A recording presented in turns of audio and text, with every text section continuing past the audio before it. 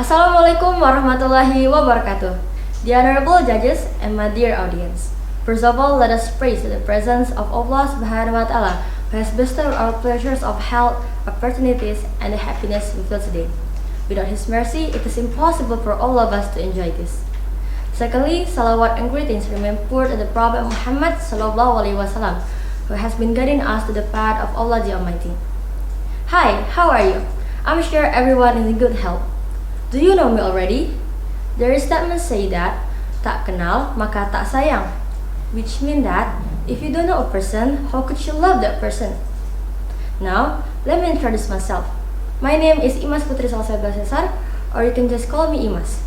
I'm currently studying at SMA Unggul Islam Al-Fahd Jakabaring, South Sumatera. Ladies and gentlemen, before I start my speech, I have some questions for you. What language did you know for the first time? Or what language did you use since you were born? Well, all these answers come to a mother tongue. When you were born in Indonesia, your mother tongue would be Indonesian. If you were born in Malaysia, your mother tongue would be Malay, and so on.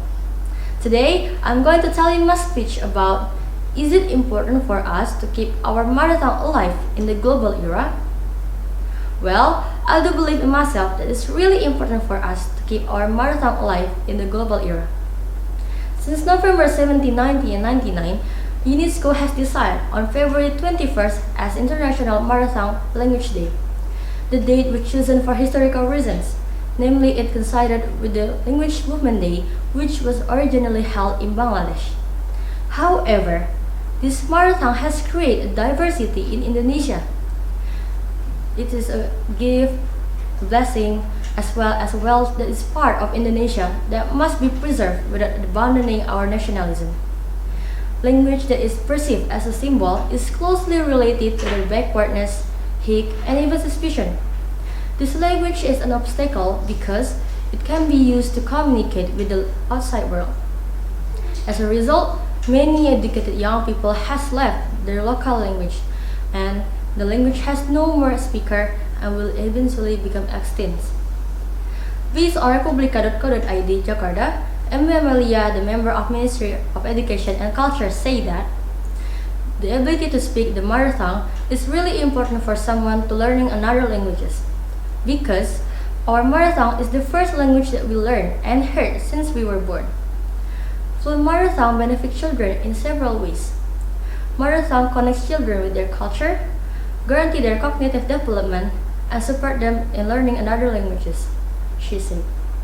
Well, ladies and gentlemen, here are some small things that we can do to preserve our mother tongue, such as, firstly, we have to insert the using of mother tongue in our daily life, at least with our own families. Secondly, we have to use our mother tongue in school environment or surroundings. The regional government as the highest policy holder in the region and plays an important role in preserving our mother tongue.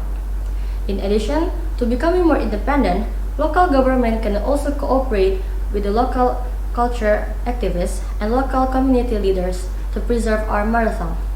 And last, I hope everyone in this world, especially the young generation today, can continue to maintain and preserve our mother tongue so that mother tongue can survive in the global era.